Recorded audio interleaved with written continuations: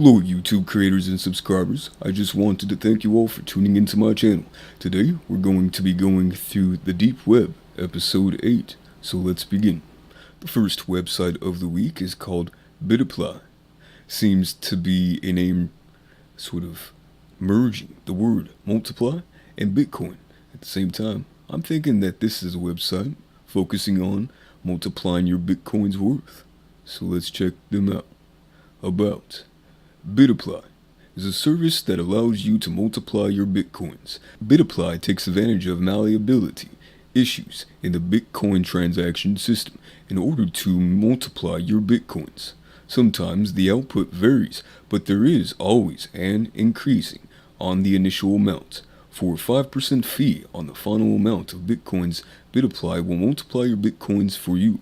You can start BitApplying your coins now by going to BitApply My Coins section. If you have any questions, please first go to our facts below. If you can't find an answer to your question here, feel free to email your questions to the bitapply@mailtotor.com. All you need to do is follow the easy steps below. First, of course, you will need some Bitcoins. At least 0.0053 Bitcoins are required to use BitApply. If you don't have some already, you could buy them through various sites. Our favorite Bitcoin site is localbitcoins.com. However, there are many other sites to buy Bitcoins on, and these can be found by simply doing a Google search for buy Bitcoins. Now, you have some Bitcoins, you are ready to proceed to the next step. Send the amount of Bitcoins that you want to be BitApplied to this wallet address. Send an email to the bitapply@mailtotor.com that follows the following template: amount of Bitcoins that you sent, and wallet, the address of your wallet that you sent them from. You will then get an email confirmation confirming your payment of Bitcoins and giving you an estimated payout time. If you need any more help or have questions, please feel free to contact us at the bitapply@mailtotor.com. Facts. How do I know this isn't a scam? The truth is that there is no way other than using the service that we could provide this to you. We have had tens of happy customers go away and come back to BitApply their coins. Any more reassurance can only be gained by talking to us, by emailing us at thebitApply@mailtotor.com. Why host this on a .onion? Why not on the clear web? The reason we don't host this as on the clear web is that it would probably get a lot of attention, which may sound like a good thing, but would probably result in the exploits we use being fixed. Also, we may get unwanted attention, possibly from law enforcement. But don't worry, all coins are tumbled, so that way they can't be traced before being sent back to you. Will the coins be traced or taken off of me? No, all coins are tumbled before they are sent back, meaning they can't be traced. How long until I get my confirmation email? You will receive your confirmation email as soon as our system detects that your Bitcoins have been received. I got my coins back, but they weren't doubled what I put in. The output amount is not always double, but it will always be more than the initial deposit. Also remember, we take 5% out of the final amount for providing the service. What do you get out of this? We take 5% cut off the final amount before we send it back to you. Is there a minimum amount of Bitcoins that I could deposit? Yes, the minimum amount that we allow you to deposit is 0.0053 Bitcoins. How long will it take until I get the coins back? This varies, and you will be given an ETA in your confirmation email, but it usually takes around 3 to 5 days. How long after sending the Bitcoins should I send the email? Send your email with the address of your wallet and the amounts you sent within 24 hours of sending the Bitcoins. It worked. Amazing. How can I thank you? You can thank us by continue to use BitApply. Remember, we make money too from this. So basically, this is a website allowing people to spend their Bitcoins and it multiplies, allowing them to make a profit. The only thing and catch is that they The business takes 5% off the top, which doesn't sound that bad, but when you're dealing with $500,000 of Bitcoins, then 5% can be pretty big. So essentially that's it. I think we're going to back out of this website and go to the next one. So it looks like we stumbled across another religious website, and it's focused on praising God and praising Jesus. The website title is Freedom in Jesus, and then it states some scriptures and some words below. Let's check out what it says. The light shines in the darkness, as stated in John chapter 1, verse 5. The post begins with the first post that was posted on, it looks like July 20th, 2018. The title of the post was The New Creation in Christ. This whole God business has caused me to rethink what constitutes a healthy spirituality. In a long essay on the enlightened spirituality site, Timothy Conway points to the corruption of the guru scene. He is discussing the neo-Advent scene in particular, but some corruption has been observed in Tibetan Buddhism. The question is why? Are spiritualities of extreme introversions inherently misguided? Is it the exaggeration, difference giving to gurus that lead to corruption? Or is this corruption simply an unfortunate sign of our decent age? The New Testament suggests that the regressive states that result from extreme introversion are half-finished form of spirituality. The Ephesians chapter 4 states, Paul writes that discarding the constructed ego personality is only a first step. In verse 22, he instructs the Ephesians church to, quote, that you put off concerning your former conduct the old man, which grows corrupt according to the deceitful lusts. In modern translations, old man is rendered as old self, or what some modern writers call the ego. Its desires are deceitful because they are based on neurotic strivings that will never lead to happiness. So far, Paul is in agreement with the goals of the introspective spirituality and letting go of one's conditions. So far, Paul is in agreement with goals of introspective spirituality and letting go of one's conditioned habits. But he goes on to observe that discarding the old self is only the first step. One should not remain, nor even attempt to remain, in a regressive state. This will never be successful. It leads at best to a spiritually dead end, an amoral wasteland, a place of disengagement and disempowerment. Rather, in a second step, one should go further. In verse 23, it states, and be renewed in the spirit of mind.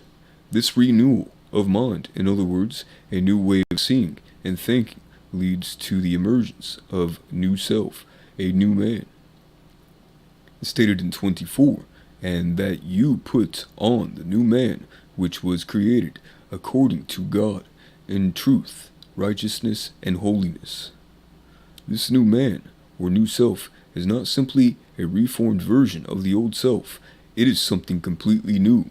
In contrast to the old self, the new self is created according to God, in true righteousness and holiness, as Paul says elsewhere.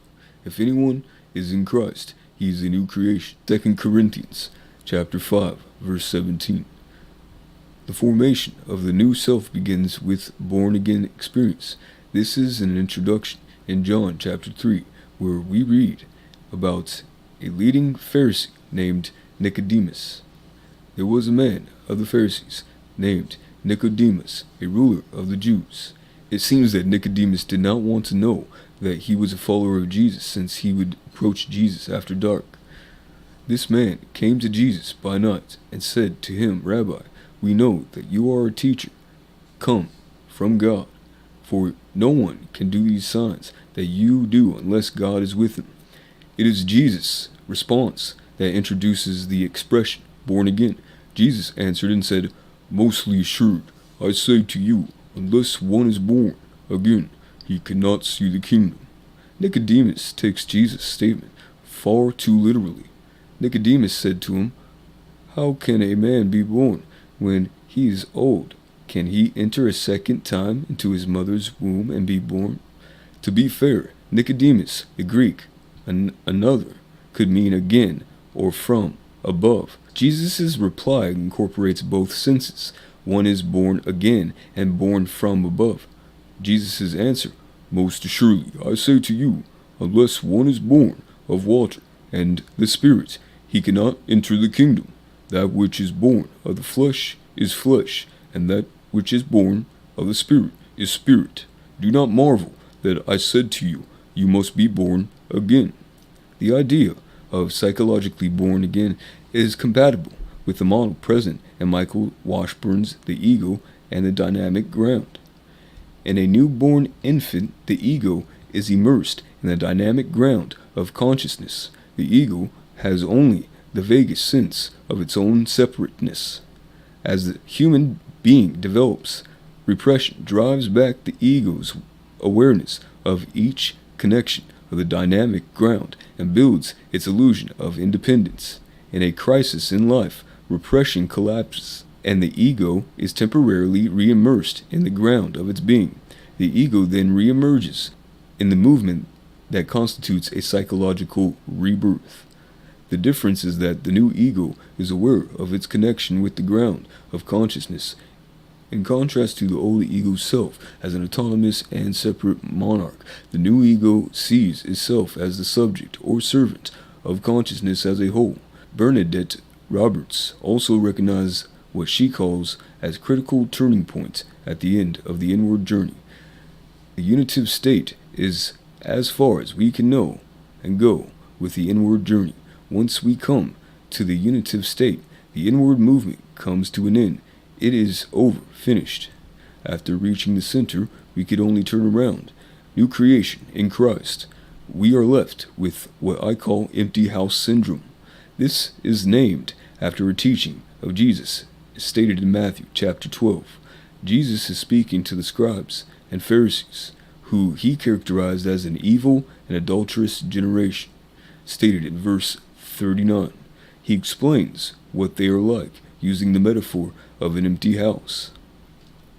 When an unclean spirit goes out of a man, he goes through dry places seeking rest, finding none. Then he says, "I will return to my house from which I came." And when he comes, he finds it's empty, swept, put in order. Then he goes and takes with him 7 other spirits more wicked than himself, and they in turn dwell there. And the last state of the man is worse than the first. So shall it also be with this wicked generation.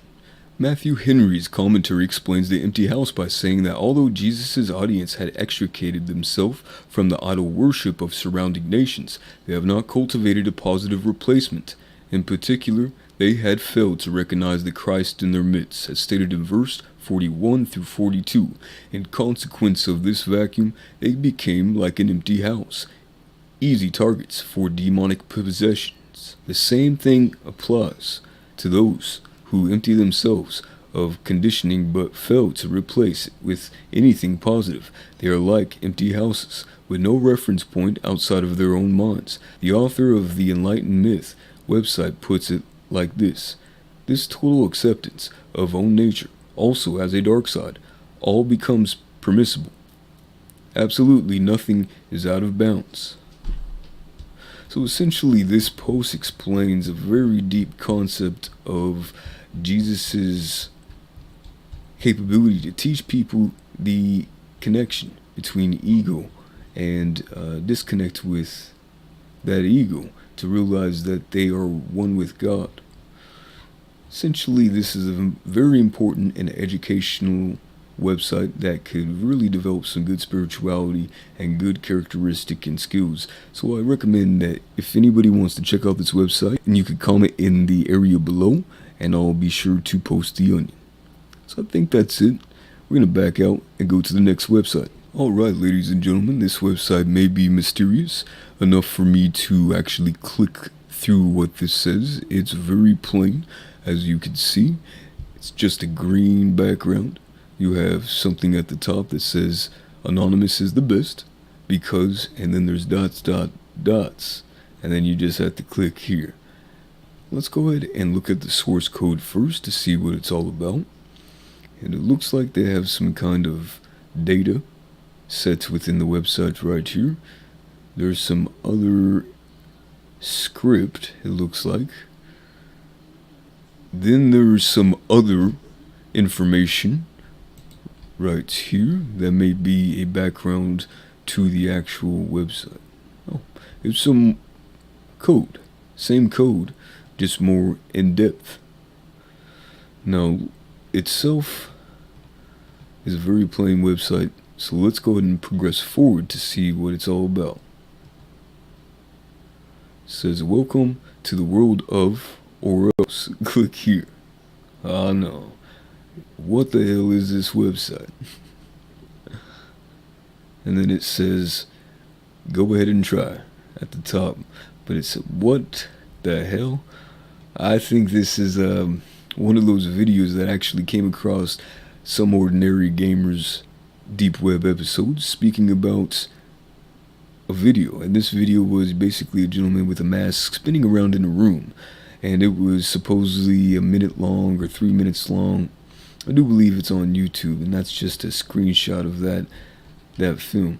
And then it has the don't click hyperlink. And what does it contain? Let's find out. Ah, yes, and then it just goes back into the loop. Now, I've seen websites like this before where it just keeps on going in loops, and you keep on basically digressing through the website itself. I don't think it necessarily is an ARG. There may be some kind of hidden code within each page, but essentially that's it. If we click on it, you just keep on going in a circle, and that's it. So I think we're going to back out of this one and go to the next website. Ah, yes. One of my favorite parts of the deep web is finding music that is never heard before. Now, usually music for me personally is very easy to enjoy. I can listen to almost anything as long as it doesn't have a lot of cuss words, and I can enjoy it. So let's check out what they're all about. It says at the top, harsh noise, dark net label, obvious connections, and obvious connections is the name of the website. Now, it says, looking for harsh, ultra chaotic, hard listening, and impossible to listen to stuff, will submit your noise to obvious connections at protonmail.com. And then they have some of their music posted down below. It looks like they have quite a few songs. So I'm thinking what we should do is we should check out one of their songs, see what they're all about. Now, they would probably claim a monetary value on this video, but it's fun. It's perfectly fun. Let's hear what this is all about. And we have stumbled across some very, very harsh music indeed. This is almost like what I picture a hard drive sounds like when it's transferring data.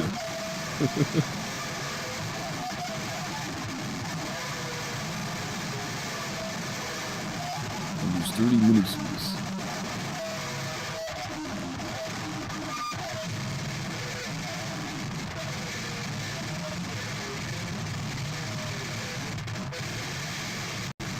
I think this is a very, very chaotic music. Something that's different.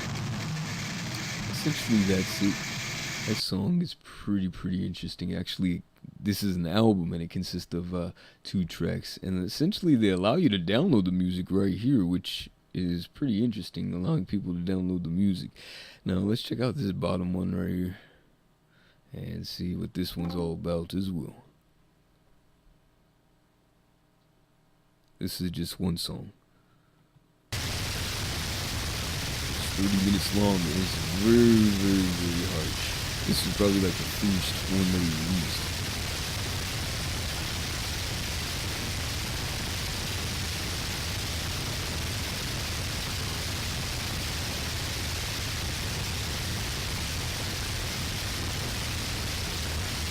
Now, essentially, this kind of music reminds me of something that they would play on Meat Sleep's YouTube channel. Made Sleep essentially was ARG that supposedly was talking about a cannibal essentially, and they would play this kind of music. They would post this kind of music on Twitter. Very interesting music. It definitely would make a situation chaotic in a specific raid. So say if you were an agent and you raided a compound that had a warehouse that had many different structures, and they were playing this very, very loud with different lights, different distracting things in the building that prevent you from focusing on apprehending the suspects. Well, this kind of music and the situation what I was explaining would make it very hard to actually get through the mission. So essentially that's all there is to it. Very chaotic music that they create, very grungy and harsh music like they say at the top. I think we're going to back out of this one and go to the next website. This next website is featuring some kind of hacking information, I assume. It's titled anarplex.net. Files and projects related to crypto tribes. Files, crypto anarchy, agroism, provider of darknet services. Now they have 5 different links at the top here and some other links. I do know that it looks like they are on the ClearNet, but they also feature their website on the dark web as well, which is pretty interesting. So let's check out their files and see what they contain. Anarplex hosts a couple of files and projects from the realm of darknets, crypto tribes, crypto anarchism, and related subjects. Please navigate to the file section on the right. Now they have several different subjects. I think what I'm going to click on is the first one, which is crypto tribal. See what that subject is all about. They've listed a few files, and I think I'm going to click on the first one, which is titled The Treasure, which is Privacy. The Treasure, which is Privacy. Abstract. The philosophy of privacy, extremism, emphasizes that privacy should be maintained in all situations, that if in question, privacy should be given preference unless sufficient arguments to the contrary applied to the specific situation. Privacy serves as a necessary condition for engaging in meaningful and truthful interpersonal relationships. Furthermore, privacy is a necessary condition under which a person can develop a self and embrace individual responsibility for decisions and actions that result for them. A denial of privacy, to the contrary, establishes and maintains a lack and loss of esteem, respect, and value in and for things and other persons. Privacy should therefore be the strong standard for personal behavior, normative for those that thrive towards personal human positive development.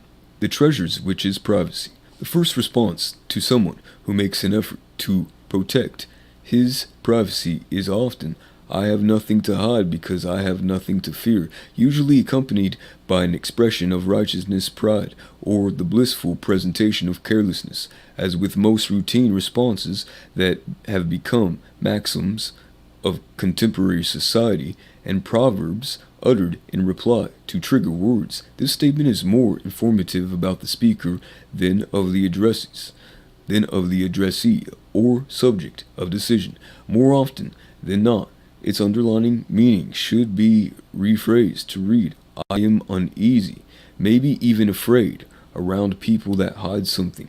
As much it says, it carries that implied request to anyone hearing it that they shall stop covering and hiding things to reveal the speaker of his uneasiness.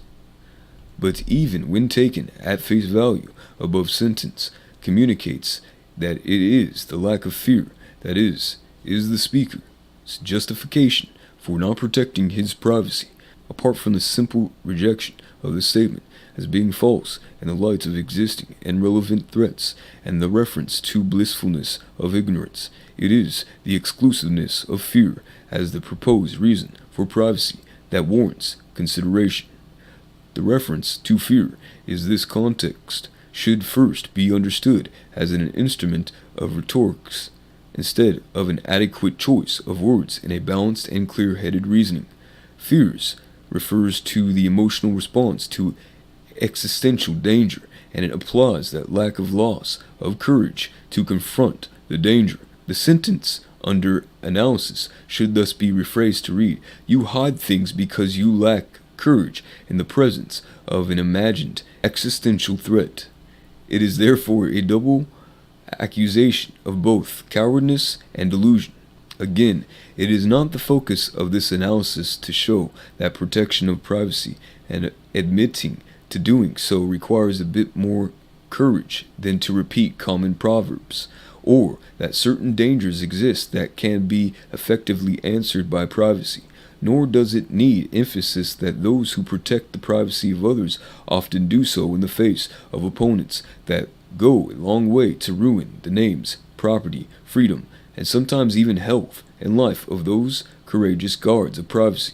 Instead, it should be pointed out that there are far more reasons to protect one's privacy than others, than fear of losing freedom or life or even good reputation. It is interesting to note that an old synonym of fear could away admiration or astonishment, even respect. Worded this way, one might read the above sentence as, "I hide nothing because I admire and respect nothing." This way it becomes clear that the denial of privacy is often nothing but a lack of things that are valued and the demand that others should not value something themselves. It is thus contains the claim that nothing should be special and set apart, which brings us to the original meaning of the word private. In Latin, it refers to persons or things that were apart, set apart from what would be available, subordinary, and used by all persons, the public. Thus, giving up one's privacy is, in the sentence we discuss, entails nothing else but the transformation of the speaker into a not particular, important, and indistinguishable fragment of the mass. If the speaker is really not in fear about anything, it would primarily refer to not fearing to become a nothingness in the gray mass, just a grain of dust in the crowd. It is safe to say then that the speaker does not value or respect himself as an individual human person, and that he cowardly fears to be recognized as such. Leaving the analysis of the original statement, one should now focus on negotiation of privacy opponents replying, while keeping its completely meaning in mind. Because I value, respect some things, I hide some things. There are areas shall serve as examples of preserving value through hiding. Complex minority opinions, relationships between persons, and the human person itself. Complex opinions and bodies of knowledge that are valued highly by their bearers are often only communicated under strict conditions to prevent misunderstanding, misrepresentation, confusion, and disintegration. This is especially useful if the opinion is only held by a minority, or if the potential audience lacks the necessary context of knowledge to integrate and consider the new information. So essentially this goes on for a long time, and it explains why privacy is very, very important.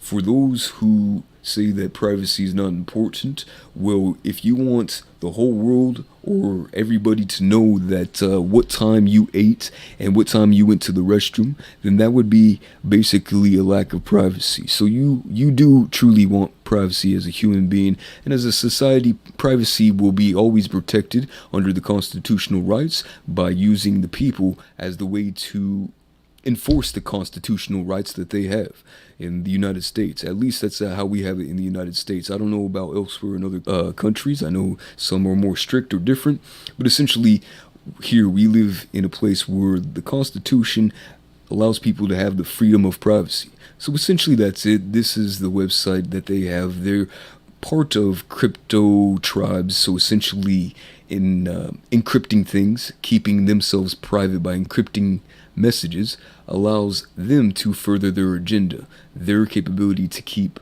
privacy and other subjects active and available. Now, I think this is a very important educational website, so if you ever stumble across it, please tell me what you think about it in the comment sections below. Let's back out of this one and go to the next website. Alright, ladies and gentlemen, it looks like we stumbled across another ARG. Now, this ARG contains a very simple code. Actually, not very simple, but a very complex code. Now, essentially, this website is an ARG, and it contains very complex code. Some string of some type of characters that I don't know what I would consider this language, and then an area to enter in the code to verify below. I'm assuming once you click on verify, that brings you to another website or a deeper part of this website. So why I think this is an ARG is because why would a person go to great lengths to create a code that someone needs to enter in with a language that is almost foreign or unseen before? Now, what makes it even harder to track this code is this is a photograph of code. It's not a copy and paste type of characters. Now, if we look at the source code, we find out that one of these photographs listed in the HTML code is truly the language. And as you can see, we stumbled across the isolated part of that web page that is just focusing on the code, the secret code. Now, if you guys know what language this is, please comment in the section below. I was going to decide to throw it through some kind of font analyzer to see if it could analyze the font and language, and then from there I would be able to crack the code. But I haven't done that yet. I think I will do that on my own time. Essentially, like I said, if you guys know what this language or font is, and if you know the translation or the code, please leave it in the comment section below. I think we're going to back out of this ARG website and see our deep web video of the week. Alright, it's that time again where we stumble across the most important parts of the deep web series, the videos. That's right, we're going to check out a video. The first still frame is a very dark frame of what looks like maybe a basement. There looks like there's a few shelves on the left side and some weird yellow looking sink type of unit. So let's check out what this is about. I feel it's gonna be a screamer. Alright, there's some disturbing things. No.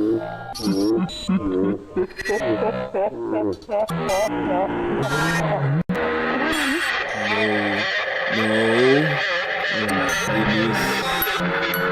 It's very, very disturbing.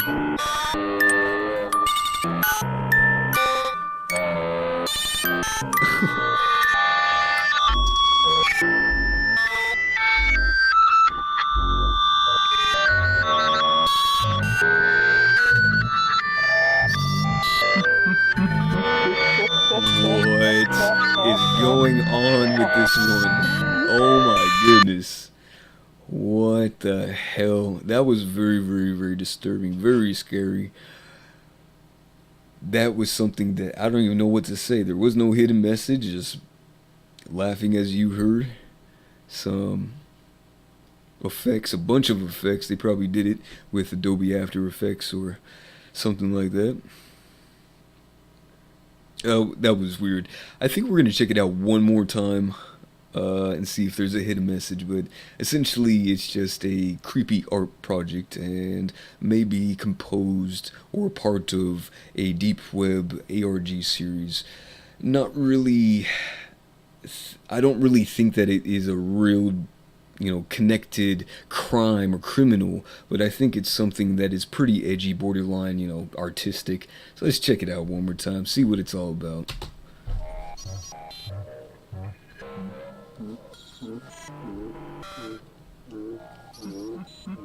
Yeah, it's just that guy. He's dressed in red, look like a black-haired Santa Claus, and I assume he's wearing some kind of makeup or mask or something like that.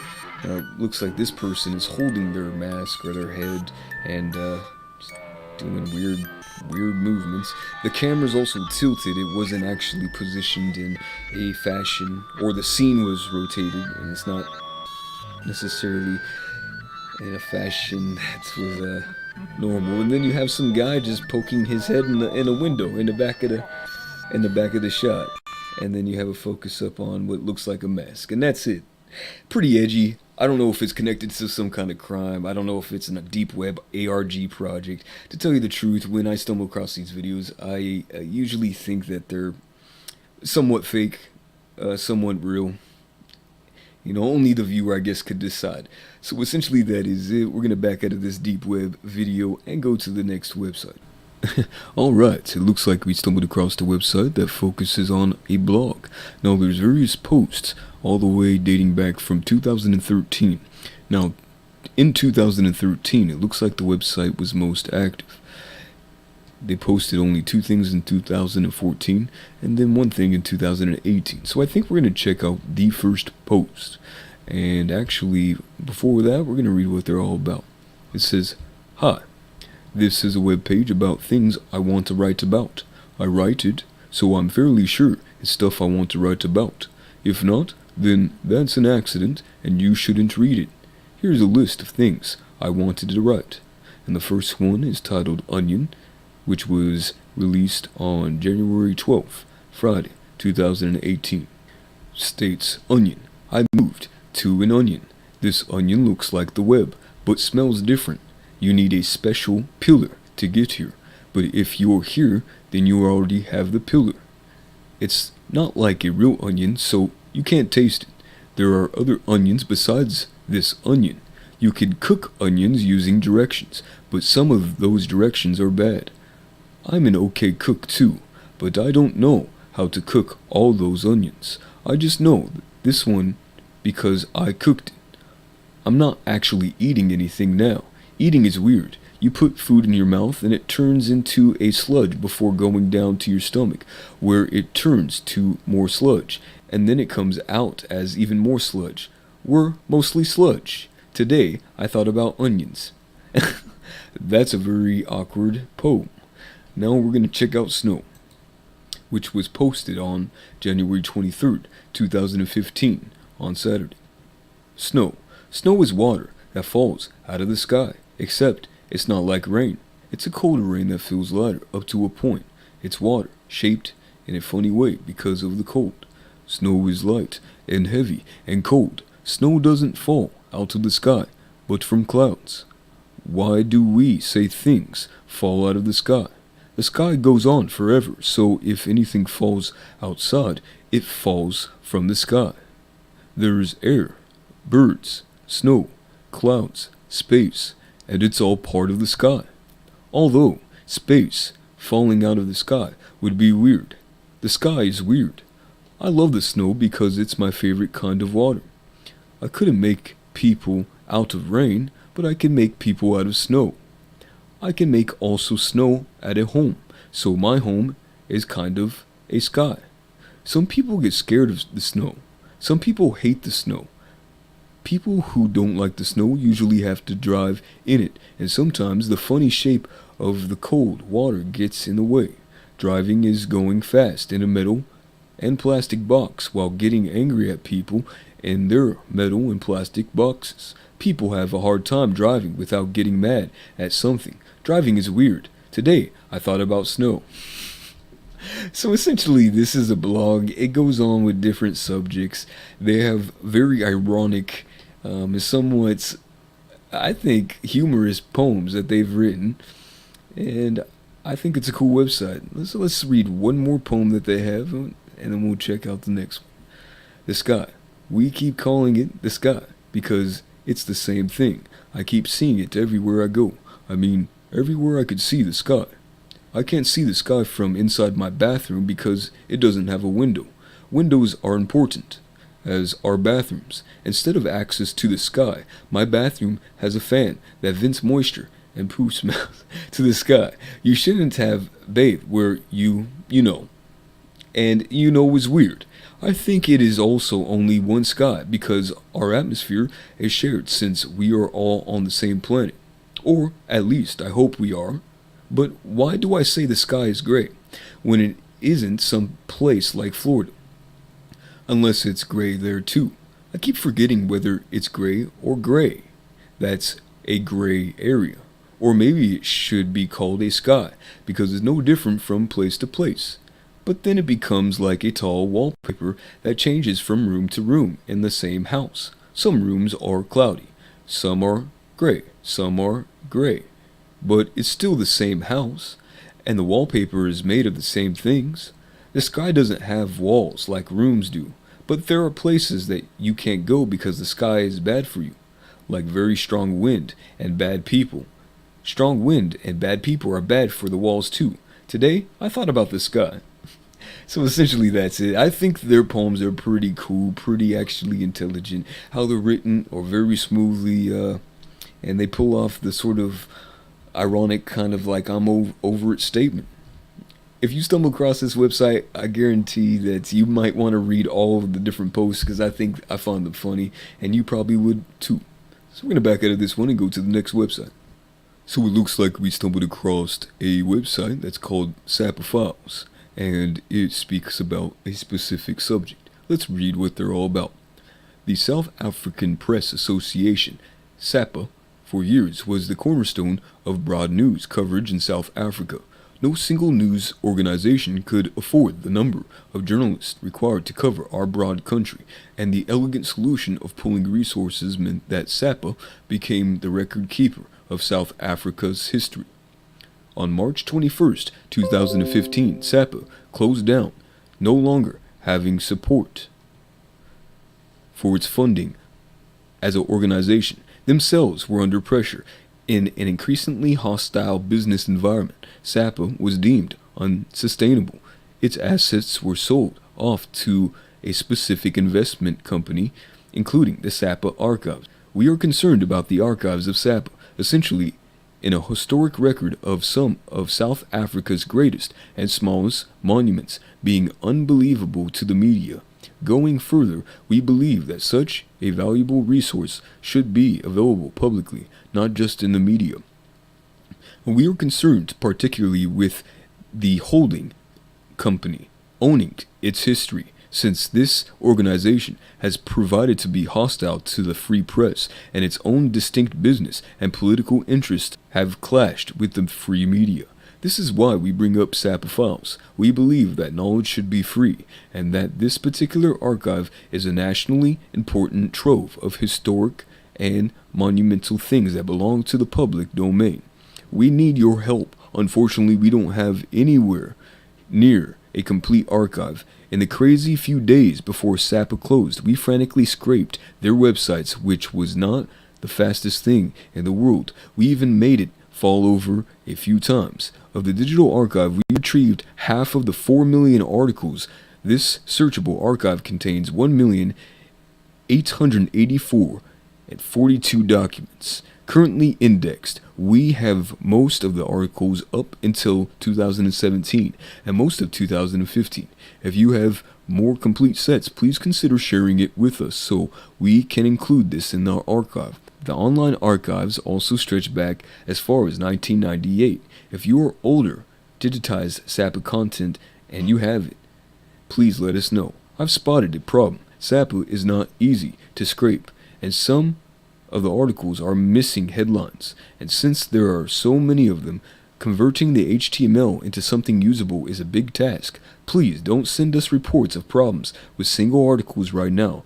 We'll be refraining the processor and rebuilding the index over time. In fact, that makes a nice segue into what's next. Well, a part of completing the collection, we are planning on having some fun with this idea, such as an entity extraction, automatic and user tagging, and relationship mapping networks. We also managed to get some of the multimedia files, so expect those available soon. There's a lot we could do with this, but it's only been a month, and this is a side project for most of us. Let us know if there's something in particular you want. So essentially that's it. According to them, their indexed website allows people to search for South African historic events, news archives, and other multimedia forms that allow people to learn about South African history. So let's go and search one subject to see if this website's even valid. To me, it seems like a plain website. I don't know if Sappa is real. I think we should also look up that to see if that's actually a true thing. Now I'm going to copy South African Press Association and we're going to paste it into the Firefox program while we search for something like maybe God. Let that think for a little bit, and we're going to type up South African Press Association here into Google to see what kind of information it yields. And it looks like it is a legitimate place, a legitimate company. We're going to look through their media, their actual history, to see if they were actually shut down in 2015. And it is true. SAPA will cease and did cease of operations on March 31st, 2015, after its assets were liquidated. Wow. So it really was a South African press association that basically sold off their platform to various investors. Now they do have a bunch of articles like about Egypt, Clinton's, say impeachment case of Hands of God, like a bunch of things. Fire truck man in search of God turns up, answer to God's lawsuits, octuplets get their names, blessed by God, no room for God in the EU Constitution. Somebody said that. I don't even know who said that, but fire truck man in search of God turns up safe. Wow, they do actually have a treasure trove of information that was posted on the SAPA website, the South African Press Association. So if you want to check out this website, I think if you want to learn more about history necessarily, you could check out this website by visiting the Tor Onion, and if you need the link, just go ahead and ask me and I can post it in the comment section below. Other than that, that's it. I think we're going to back out of this one and go to the next website. Alright, we found something political, and this is basically based upon Free Tommy. Free Tommy. Who is Tommy? Tommy was a gentleman reporting outside of the courthouse in Leeds, where an accused Muslim rape gang was on trial for repeatedly raping British girls. That's right. And that's very, very bad. I can't believe they locked him up for that. I remember this case, and I was really pissed that they tried to lock up Tommy Robinson and then put him in a mostly Muslim hostile prison in the British Isles. I was really pissed about this case. He's released since, but this website is still up. So essentially, he was outside of the courthouse for a Muslim gang that was doing bad stuff to British citizens, British girls. As you know, as young as... Wow. Tommy was broadcast on Facebook from his cell phone. Tommy was very careful. He did not step foot on the courthouse precinct. He did not call the men rapists, but further he called the accused men rapists. There is no way that he did interfere with the trial, which was on its final day. When Tommy mentioned the names of the accused, he was reading from BBC website, so the names were clearly public information on stated broadcasters, and Tommy did nothing wrong. But suddenly 7 police officers swarmed Tommy and threw him in the back of a police van. They said he was causing a disturbance, and I totally remember this. Tommy has been since released, and I'm glad that Tommy has his freedom, but he literally went through some tormenting times just for stating the truth. And basically Tommy has been revealing for over at least 10 years that in Britain there is a basic Muslim invasion, and they're taking young British girls and turning them into something that is not even speakable in this broadcast. Very, very bad, and it's very upsetting that they did that to Tommy. They also, when they locked him up, and he's supposed to be a British citizen, when they locked him up, they threw Tommy in with a very violent Muslim, mostly Muslim population, and he lost 40 pounds because he had to endure Muslims throwing feces at his prison cell and other stuff at his prison cell for nothing, just because he was reporting on the truth that poor British girls were getting taken advantage by Muslims. But since Tommy has been released, thank God Tommy's released. He's back with his family, he's back with his wife. God bless Tommy for speaking the truth. I'm glad that he's out. I'm glad that he's finally free. Now, essentially, they have different links. You could support, help him. Like I said, this is already done with. This deal was already sealed. But us as American citizens and people from Britain, from the United Kingdom, you guys got to be very, very careful that you don't allow the people, the law, take your freedom to speak about the truths and the atrocities that are happening to our young generation. So essentially, we're going to back out of this one and go to the next website.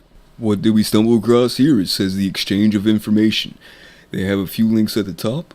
some login capability, and then some other articles. I think we're going to scroll down and see this first article right here. It says, "Dear users, we are glad that you are present. The first international exchange of information has been created. Our platform makes it possible to monetize trustworthy, reliable information, the most powerful and valuable resource of the 21st century. We stand for the freedom of speech. That's why our main aim is to publish socially important information at this open source. Our platform keeps you from unnecessary risks and lets you sell any information to any buyer in confidence. Joker, Buzz, in its turn, guarantee the transactions. If you stand for an open society and want to shine a spotlight on suppressed facts, you could find a concerned person here and get a reasonable fee for your unique information. You might be a journalist who will become a permanent source of unique information. The exchange will give you an opportunity to find a suitable publisher that will pay for your information an appropriate price. Or you might be connected to politics and want to disclose dishonesty of your opponents. Why should you do it for free if you could get some dividends? We hope that our platform will help you sell your unique information for the benefits of society and yourself." So essentially that's it. This is they post different things, different information, and people would purchase it. Now the first one right here is posted as the top. It says 2 data sets for sale. First deputy governor of the Bank of Russia and his wife. Basically it says, "We are glad to introduce for your consideration 2 personal data sets of high-ranking officials of the Bank of Russia." What? Impossible. It says it's only worth $50,000. I could purchase the data for $50,000. So it says the data sets belong to the first deputy governor of the Bank of Russia and his wife, director of markets. So let's click on this to see what it's all about. $50,000, huh? That's not that much. It says, "We are glad to introduce your consideration to the 2 personal data sets of ranking high officials of the Bank of Russia. The data sets belong to the first deputy governor of the Bank of Russia and his wife, director of the marketing operations department of the Bank of Russia. Earlier, she was the director of the Department for the Provisions and Control of Operations in the Financial Markets of the CBR. High-ranking officials, in addition to their direct duties, are engaging in quite casual activities such as intermediary services, lobby for the interests of their friends, high-priced overseas property acquisitions, expensive coin collecting. As you see, they deny themselves nothing. The data sets contain the following information: real estate in Russia and overseas with copies of title certificates." What? That has got to be illegal. Basically, this is a treasure trove of information of stolen records of Russian deputy governor of the bank. Now, is this real? I don't think it's necessarily real. Now, it only costs 8 bitcoins, $50,000. If I was rich and I had worked with the governments, the United States of America, and I wanted to find out this is real, I would purchase it. But unfortunately, I'm not a federal agent and I don't have $50,000 worth of bitcoins. So essentially, that's it. I wonder if this is real information on the deputy governor of the Bank of Russia. But I think that's all there to show. I don't want to show other cases because I don't want to give other private information away. Potentially, if you purchase this information too, please note that this is very illegal. If you are caught with this information, you could be arrested and taken to federal prison. I don't know how it works in Russia, but essentially that could be a form of espionage. Not a good thing. Not a good thing. I think we're going to back out of this website. Essentially, this was the last website we're going to view for this Deep Web episode. If you enjoyed what you saw, please like, comment, and subscribe, and you have a good afternoon or evening.